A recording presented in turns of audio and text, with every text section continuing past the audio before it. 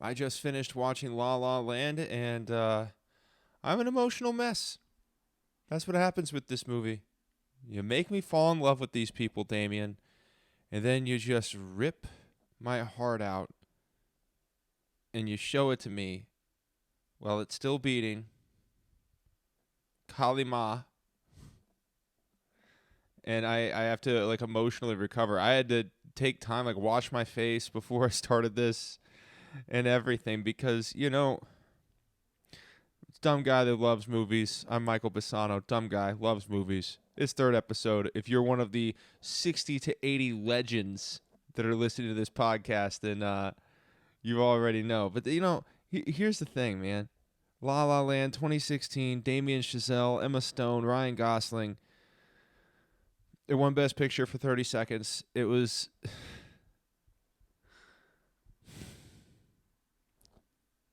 You think you know what you want in life, right? Like, that's what this story is.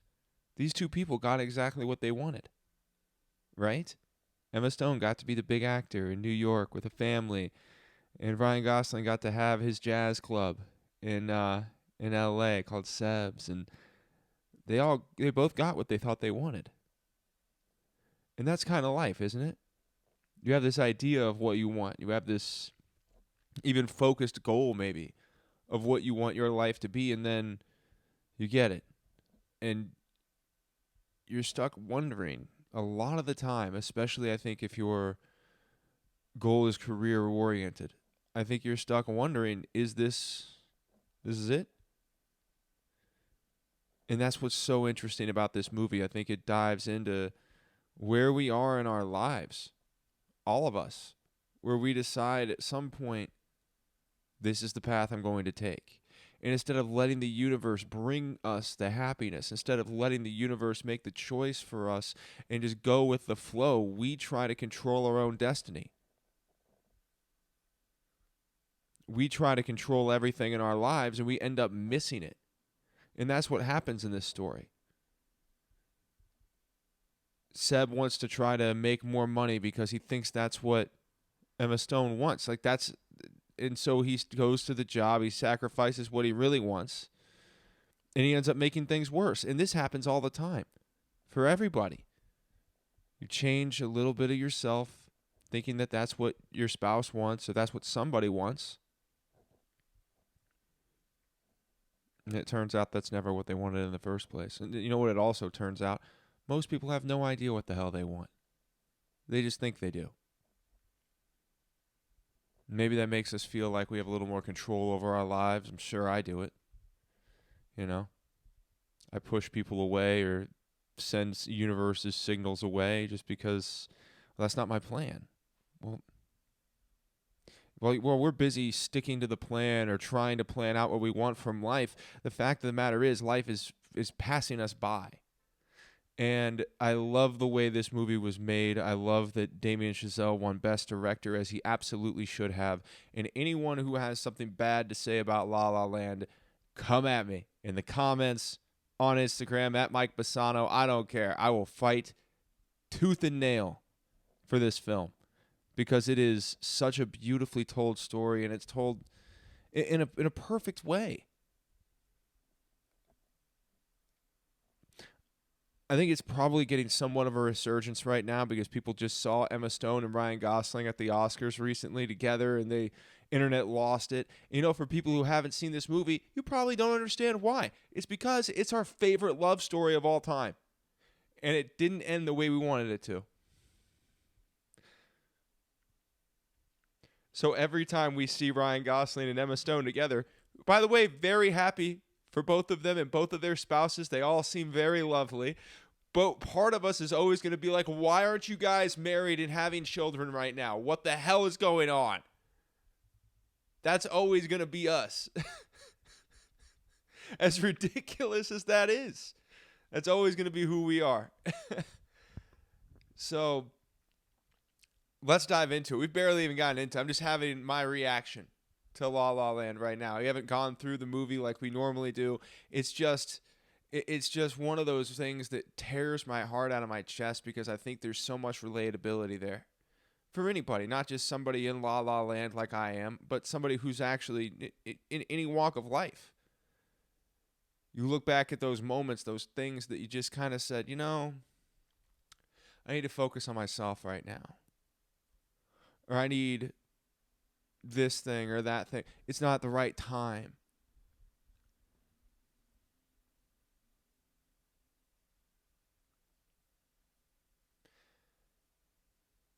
And then you realize the right time might never be there. It just might never come. And we want everything to be perfect. Well, it's not. Life isn't perfect. If it was, it would suck. It would be the crappy version of the Matrix they made before they made the real one. I saw the Matrix last night as a 25th anniversary of the release. They played at the Dolby Theater at the Grove. It's really good. But yeah, life's not perfect. It's not something you can just set up and say, this is going to be amazing, and we're going to do this and this and this, and it's all going to work out. No, but it's what it's supposed to be. It's supposed to not work out the way you wanted it to. Because that's the journey, and that's the beauty of the journey, is you don't know what's going to happen next. You can't predict what's going to happen next. And the best part, you don't get to control what happens next. Oh, man. Damien Chazelle, by the way, right here. Here we go, Whiplash right next to me. Another Damien Chazelle masterpiece. I loved Babylon, and fuck everybody who didn't. Just how I feel. Very emotional right now. But let's start off at the beginning. Another Day of Sun, the opening scene. That had to be one of the coolest things in the world, this film, man. Everybody running around. It was really done on the highway in Los Angeles, which is, of course, a nightmare if you have to drive on that with any kind of consistency. Total nightmare. And I'm sure that everybody trying to get through on that day was incredibly pissed off. But you know what? We got one of the best scenes in the history of cinema out of it, especially in the history of musical cinema. That is, you want to start a movie right, that's how you do it. And that's why I think we all love Damien so much and love what he brings and his love of jazz, which I'll get into here in just a minute. I want to dive into some other things first. That roommate scene. With Emma Stone, the cinematography, through all the space, moving through the living space with her and all of her roommates, which, hey, when you're new in Los Angeles, everybody lives with roommates. I live in Los Angeles. I'm a struggling actor who has dated a musician who was on tour, and they're like, hey, why don't you come to this thing on tour? And you're like, I can't. I have auditions to do. And they're like, why? That's stupid. It's a thing where everybody's focused on their thing. Everybody's focused on what they're trying to accomplish or what they're doing, and nobody's living. You lose the moment. You do. And that's part of what this movie points out. You lose the moment a lot of times when you're consistently focused on this one thing, and this one thing you might not be good enough to ever do. That's a fact. You just might not be good enough. I live with that every day. I might not just be maybe I'm not good enough.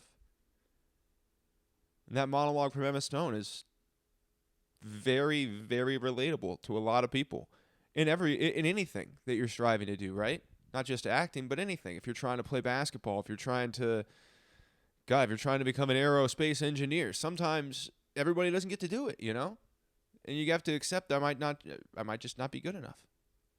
And you have that conversation with yourself a lot of the time. You do. It's impossible not to just sit back and go. And then, a couple hours pass. So at least for me, that's how it goes. Sometimes 10 minutes passes, and I'm like, nah, I'm fine. Let's go back to the delusional land where I'm amazing.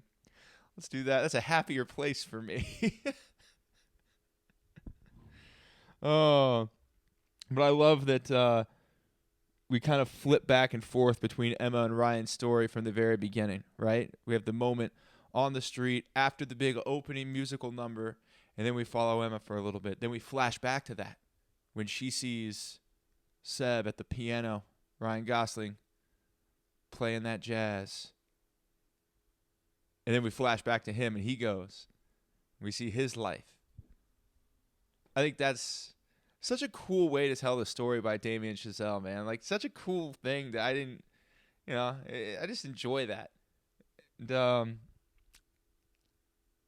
life's got me on the ropes. Hits hard, doesn't it? When Ryan Gosling says that, he's like, "Hey, do you think life's got me on the ropes?" I'm like, "Fucking every day, life has me on the ropes, dude." That's how I feel all the time. Like it's got me on. Like, yeah, I'm gonna keep ducking the punches. I'm gonna keep going, but yeah, it feels like that all the time. Like life's just taking shots at you. You're getting in you. It's hitting you in the body, and you're doing the best you can just to stop the knockout blow. That's it. You're gonna absorb shots, but if you can stop the knockout blow and keep going, then at least you kept going. That's the thing. Keep going for what? To keep going. That in and of itself is an accomplishment. And I don't mean to just keep going to your goal. I mean to keep breathing. You just keep going, keep breathing, keep existing another day on this planet. That is the best we can do. And if you do that, then I'm proud of you. I really am.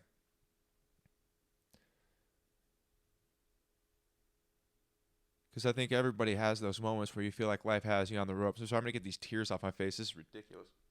I apologize. Oh. But life does have you on the ropes. I think we've all had those feelings, right? Whether it's consistent and chronic, like clearly it is for me right now, or whether it's something that has happened to you once in the past and you feel on top of the world now. But if you talk to anybody, literally anybody who's anywhere in life, could be top of the world, could be middle of the world, could be bottom, every person can relate to it when Ryan Gosling says, "You're acting like life's got me on the ropes," but that's where I want to be, ducking the punches. And I think that's a great mentality to have. Even if it is not really where anybody wants to be, it's a great mentality to have because you feel like, okay, I'm fighting though. Like I'm not quitting. That's what it's about, right? I'm not quitting on my life. I'm not quitting on myself. And that's hard to do. It is. It's just hard. All right. Whew. I'm reeling it a little bit. So yeah, the Seb on the piano and the spotlight. I think we all got very excited when we saw J.K. Simmons. If you're a Whiplash fan like me and a Damien Chazelle fan, when we saw J.K. Simmons come in, we just wanted him to ask Ryan Gosling if he was rushing or dragging so badly. Answer! That's what we all wanted, man. But that's the crazy part about, I think, filmmaking in and of itself is that you can have a character that's so impactful and so iconic, like J.K. Simmons in Whiplash, that when we see him in La La Land, we want him to be a little bit that character. And he's, small part, quick cameo, which everybody loves. I love that. I think it's immediately put a smile on my face, and he fires him. We've all had that conversation. Like, no, you mean like stick to it. Like, no, this is a warning. That denial over being fired. I've been fired before. A couple times. And, I've always had that moment of denial. I'm like, oh, no, you mean like, no, like we're gonna change course, right? You're like, yes, we're going to change course by not having you here anymore. That's our change of course. So that starts off, and we have Gosling walking past Emma Stone, which in the moment doesn't feel that huge of a deal until the end of the movie, when we see this montage of what they could have been together, right? Of what we could have seen. And I think what that montage is to me, at the very end, the final song, at Seb's, Ryan Gosling playing the piano, and we go through the relationship that we wanted them to have, the relationship they could have had if they just got out of their own goddamn way. And I think about that with myself. The kind of thing, if I could just get out of my own damn way, what would things be like?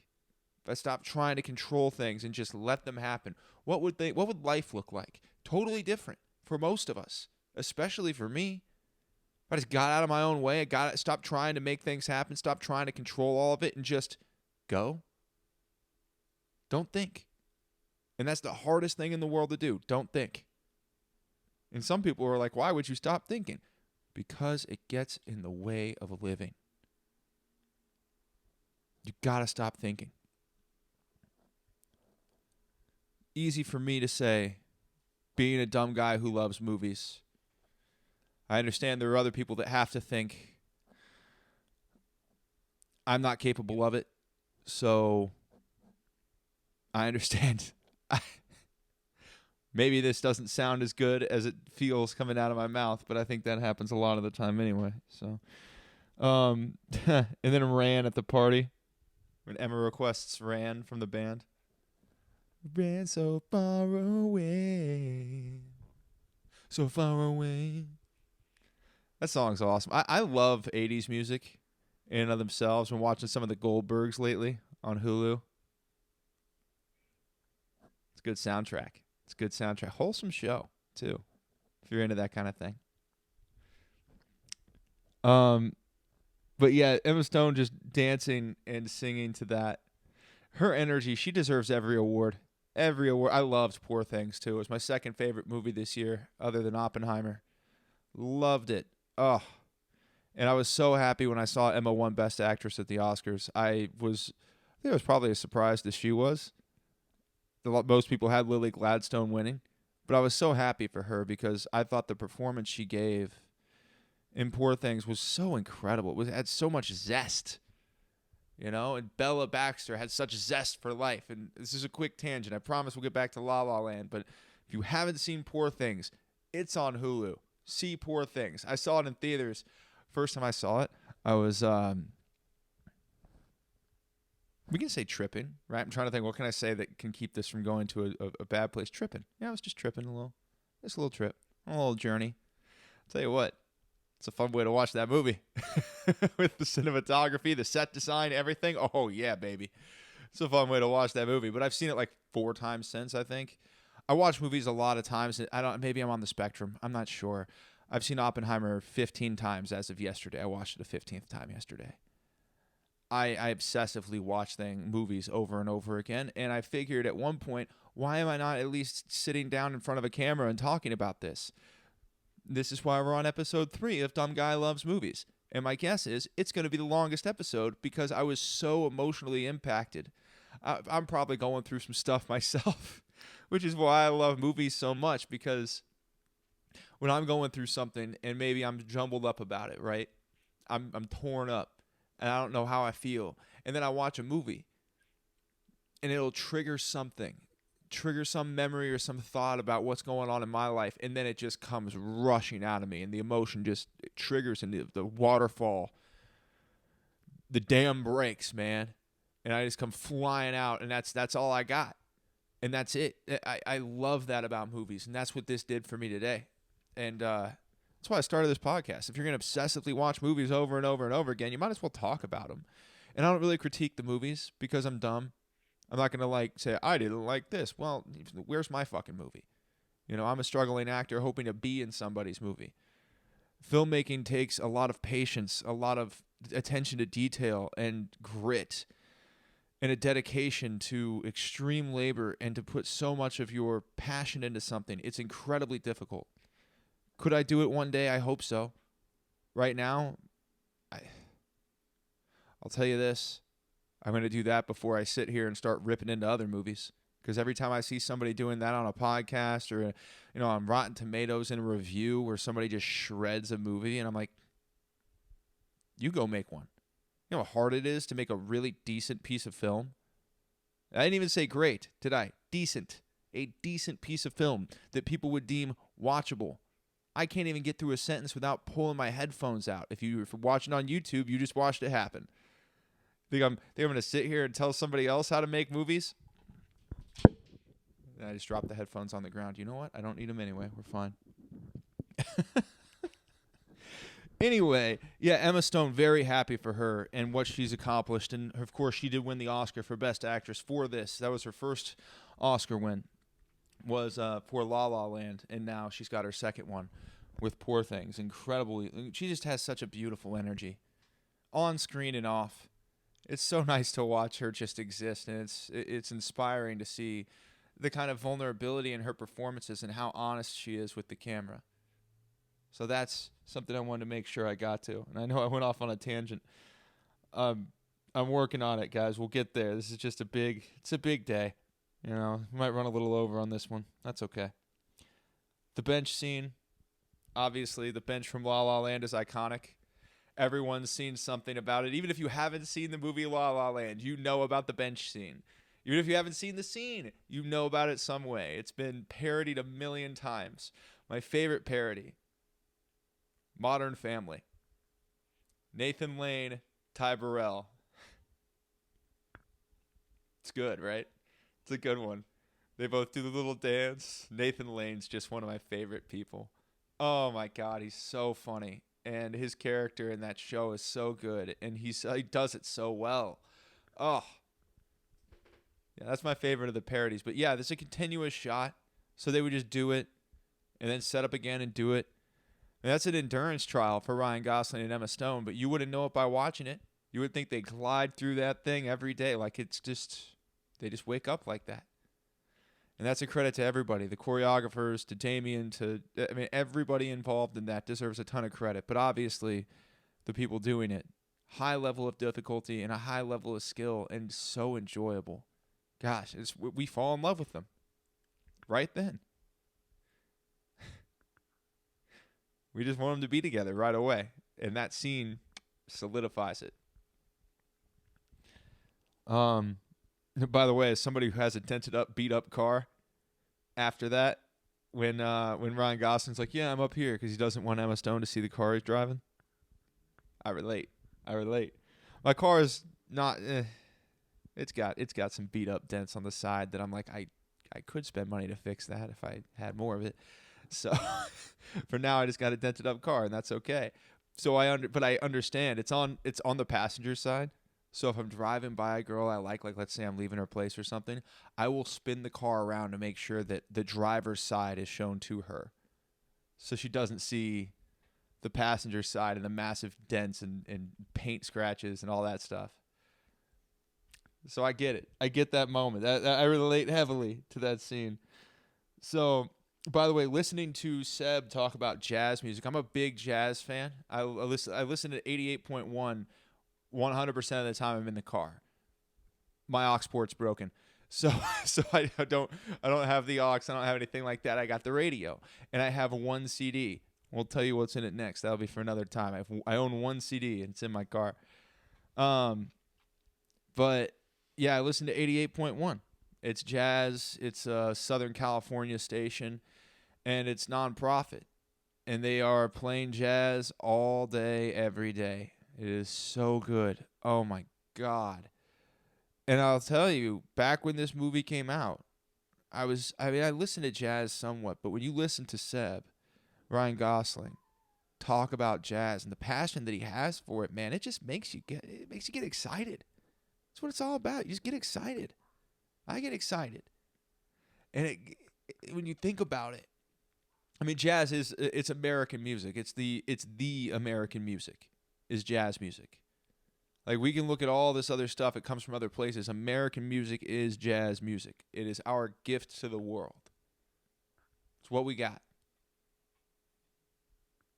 And when you hear Ryan Gosling in those words with so much passion, man, you really want it to work for him, right? You really want it to work for him.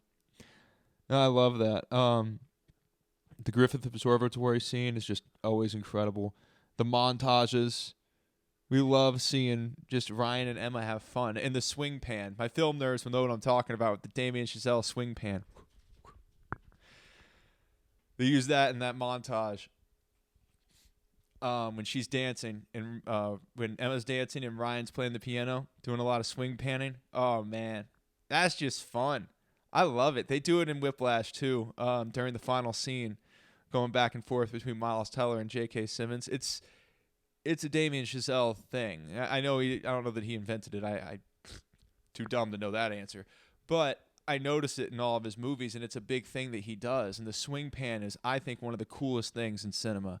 It's one of the most fun things to watch because if you know how it's done, and you can Google it and you can see videos. I think they have the videos on the internet of La La Land swing panning from behind the scenes.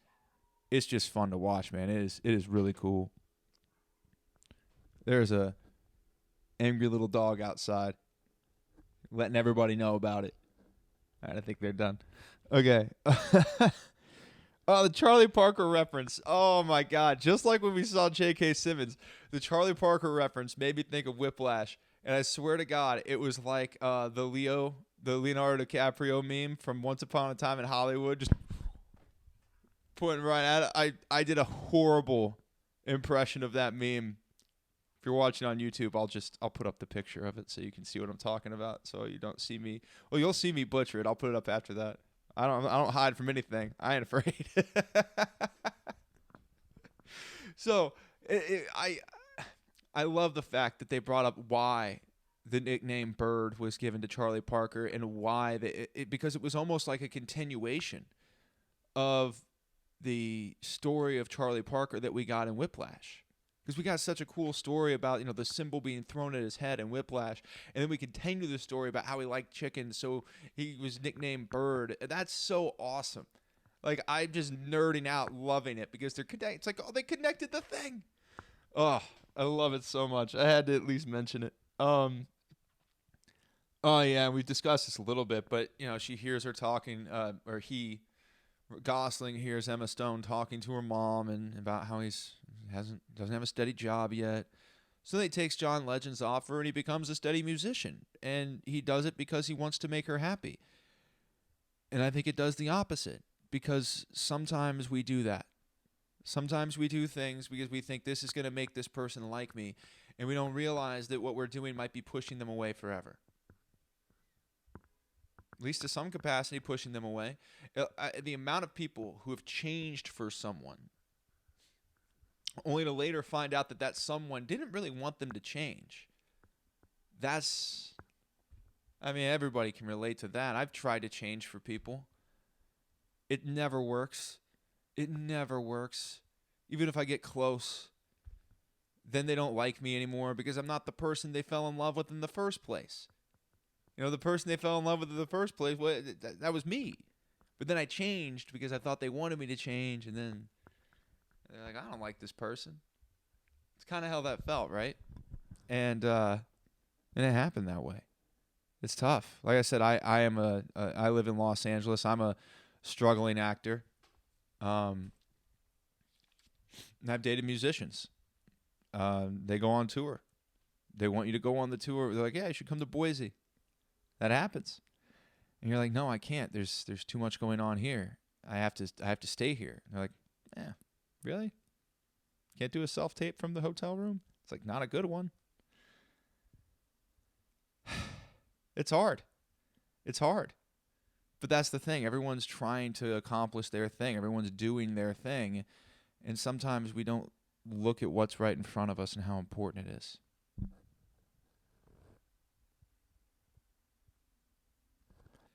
That's, I think, why so many people connect with this movie. Because we have all been there in some capacity, right?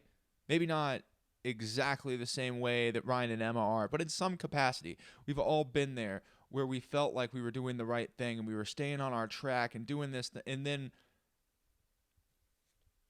we lost what made us happy.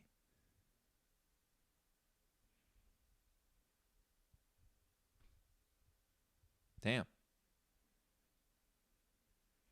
Damien Chazelle, you slayed me. You just did, buddy. You slayed me. I am a mess. All right, we'll move forward. How when he says you liked me on my ass to feel better about yourself. It's just hard. When he said that, I felt that a little bit. Yeah. It does seem like some people like you when you're down. They don't like you when you're up. Just waiting for you to fall down again. And I don't necessarily think that's what was happening between Emma and Ryan there, but it is something you think about. Because everybody says, well, we want you to do this. We want you to have more stuff. We want you to do more stuff. We want you to be more stuff. And then you do it, and then they're like, well, I don't like it anymore. And it's like, well, I thought, okay, did you like it when I was broke? You know what I mean? Like, that's what it comes down to. And you start to infer certain things that probably aren't reality. But I understand it. I completely understand. why Ryan Gosling feels that way in that moment. I think a lot of people have felt that way. Look, there's a reason this came close to winning Best Picture. Moonlight won that year, and that was the year they had the mix-up, and that's why I said it. They were Best Picture for 12 seconds. But Damien Chazelle did win Best Director, Emma Stone Best Actor, and it was nominated for a ton, won a ton. And the reason is because it is such a well-told story that relates on so many different levels. And when it's told that well and it relates that well, it just makes you think, my God, why are we all so stupid? Why are we all running away from the thing that makes us happy and just trying really hard for the thing that makes us kind of happy, but we really want the thing that makes us kind of happy? The hell is wrong with us? Oh, Damien Chazelle just gets it and nobody else does, apparently. That's what I keep coming back to in this story. Damien gets it, we don't. I'm fucking up constantly. It's like I'll find a way, right? I don't know. Probably being hard on myself, but this movie put me in my feels. Put me in my feels big time, and I am struggling. See, I'll be done. I know I'm going a little bit longer than normal here, but I'm just... All right, the lights up at the one-woman show. Soul-crushing. When the lights go up, nobody's there. Gosling isn't there. You overhear people talking about how bad she is. Oh, my God, that's so painful. Then she leaves. I think that's understandable by everybody's standards. I wrote this down, and this is true. When Ryan Gosling shows up at her house, at her parents' house, and honks the horn because he remembers that thing that he told her. So he shows, I think it might be the one time in history, in the entire history of anything, that we've all been on board with somebody stalking. Like, just totally on board. I don't care for 1 second. What he did in a lot of ways is super creepy and unacceptable on so many levels. We don't care. I want it to happen. I'm like, good. Honk longer. Neighbor comes out. He's throwing stuff at him. No, keep honking, Ryan. It doesn't matter. We love these two so much that even this act by him that is over the top, but also a little selfless, right? Because he wants her to get to her audition. So it's not a selfish stalking, but it's still stalking. Problematic nonetheless, and we don't care. We don't give a damn. We want Ryan Gosling to just keep going. Don't take your head off that horn, man. Oh. And then Emma has her audition, which is an amazing scene by her. She has so many amazing scenes. If you haven't seen La La Land, go see La La Land. And I think you can buy it on Amazon right now. I'm not sure if it's streaming for free anywhere, but buy it on Amazon. It's less than $10 to buy it outright, which is incredibly reasonable for how good of a movie it is. So, if you can, buy it on Amazon. And you see her audition scene is just incredible. Then afterwards, the I'll Always Love You. Oh, God, just tear me apart, dude. This I'll always love you. And it's like, yeah. Because she wants to go for it, and he wants her to go for it. But that doesn't mean they don't love each other. It just means you have to go for it. And now we're skipping to 5 years later. The dreaded 5 years later. Oh, my God. Everybody got what they thought they wanted, didn't they?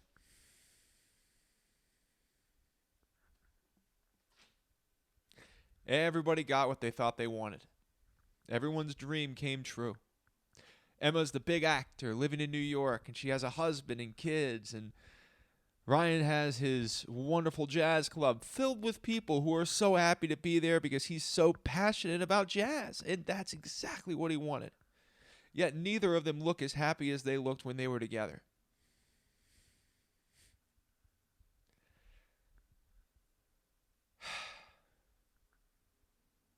Unfortunately, a lot of times that's life. What we thought we wanted, what we thought would make us happy, never made us as happy as what we already had and we took for granted.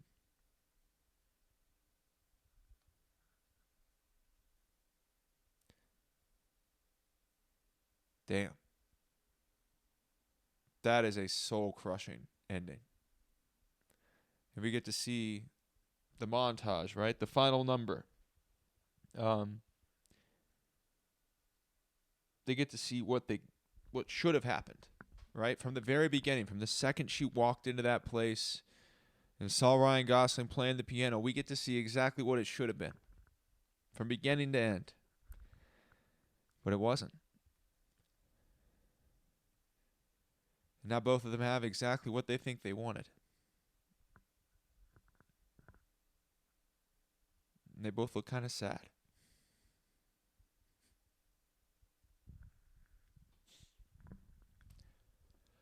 La La Land is one of those movies where when you watch it again, right, the first time, if you have known nothing about it and you watch it like I did, you fall in love with this love story of Ryan and Emma. And you really appreciate what they're doing, and you appreciate who they are, and you hope that they're together. Well, really what you think, and I think this is a great kudos to Damien and Chazelle. You think there's no way these people aren't going to end up together. Are you kidding me? They're too perfect. There's no way. They have to end up together. So when watching it a second time, after you know how it ends, the whole movie's sad.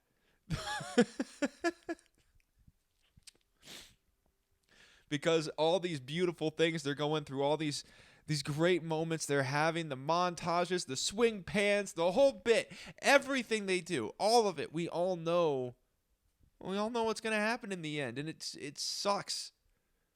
But it's the way it had to end because it tells the real story of people going after what they think they want and getting the life they thought they wanted. It has to end that way. As much as it hurts us, because that's life. Life is painful. You could stay inside, never go live, and never do anything, and then you probably won't hurt that bad. But then you're not living. Life hurts, and that's what this is. This is life, told in musical form. Oh, man. This was good. Any of you still listening to this know how much I appreciate you, because this, I think, was a cathartic experience in some capacity. I don't know exactly why, but I'm sure it was somehow, some way, a cathartic moment for me, and something that I clearly needed to go through while watching La La Land, directed by Damien Chazelle, starring Emma Stone, Ryan Gosling. Came out in 2016. You can watch it right now on Amazon. I appreciate you for going on this journey with me. It was probably a lot. But again, I don't know. I'm just a dumb guy who loves movies. Have an amazing day.